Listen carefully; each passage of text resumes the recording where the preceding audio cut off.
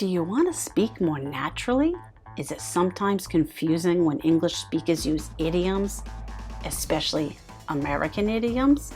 Well, stay tuned to learn 15 common American idioms so you can up your conversation game by the end of this video.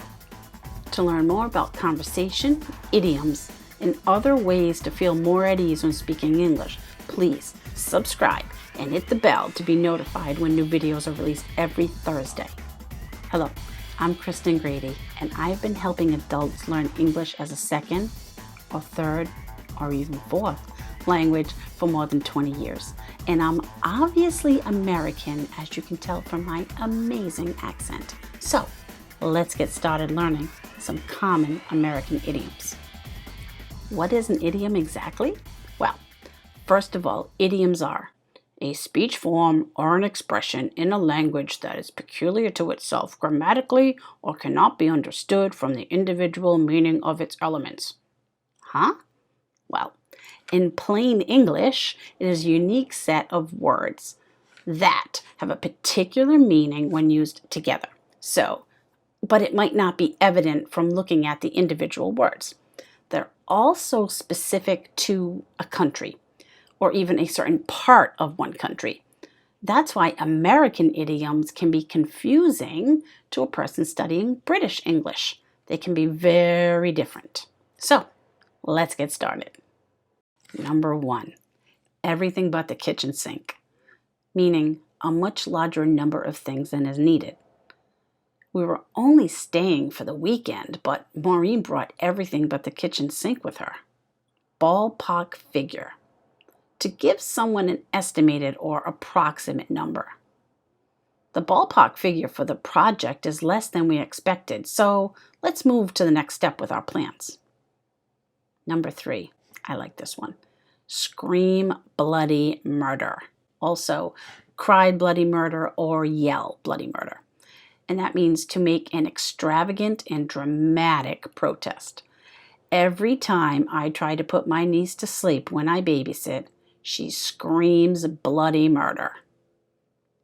Crickets, meaning absolute silence, no communication, no sound, no reaction. I released my new video and crickets.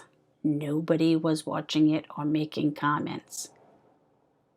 Wouldn't touch it with a 10-foot pole, meaning you do not want to be involved or associated with that thing or person under any circumstances.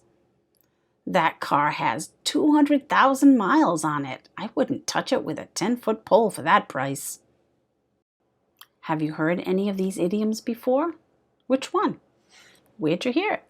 So let us know in the comments. So, let's continue. Bite the bullet, meaning to get something done that eventually needs to be done, but it's usually a negative thing, something you do not want to do. I know you don't want to ask Dad for a loan, but just bite the bullet. You don't have any other option.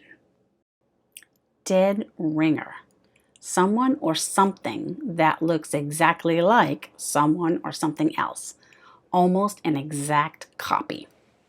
She is a dead ringer for her mother. They could be twins. The next 4 idioms all involve American money. Dollars, also known as a buck, and dimes.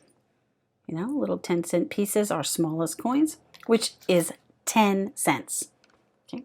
So a day late and a dollar short, meaning too late and not enough to get the desired result. Her offer to help was a day late and a dollar short. A dime a dozen. When someone or something is not unique, it's very common. Young actresses that look like her are a dime a dozen in Hollywood. Stop on a dime. To halt or come to a sudden and complete stop. Once my brakes were repaired, my car could stop on a dime. More bang for your buck. To get a good value for the amount of money or effort you put into something, it was worth the price that you paid. I got more bang for my buck with this old truck. I'm so glad I bought it. I've had it for 10 years and it's still running strong. Plead the fifth or take the fifth. This means to refuse to answer a question that might incriminate yourself, especially in a criminal matter. This is based off of the Fifth Amendment of the Constitution of the United States. I plead the fifth. I plead the fifth.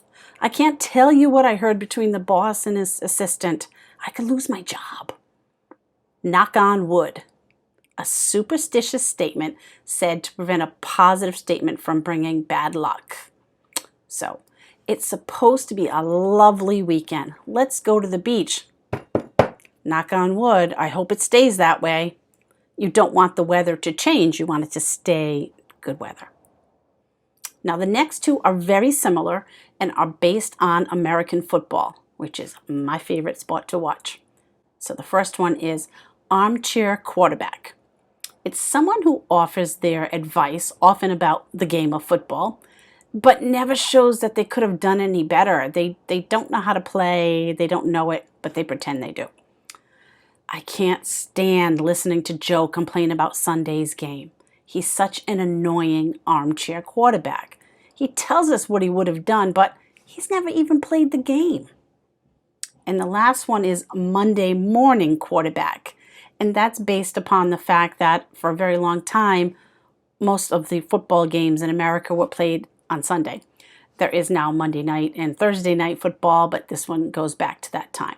So a Monday morning quarterback. And that's someone that knows what should have been done in a situation, stating it after the fact. So Paul is playing Monday morning quarterback again. He just read the monthly report and now says he knew we had to change the plans. He should have said that last month and saved us time and money. I hope you found these idioms helpful. Make sure to let me know in the comments which idiom is your new favorite. So make a sentence using one of them and put it in the comments. If you'd like to learn more American idioms, then click the link below the description to get your hands on a free guide to 50 American idioms, one for every state. So use these idioms in your conversation to sound more like a native speaker, but don't overdo it. If you add too many, you'll sound fake and not natural at all, the exact opposite. So idioms like the ones I've shown today are sprinkled throughout the conversation daily, not all at once.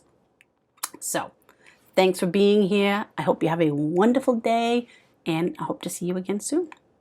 If you enjoyed learning with me, please subscribe and give the video a thumbs up.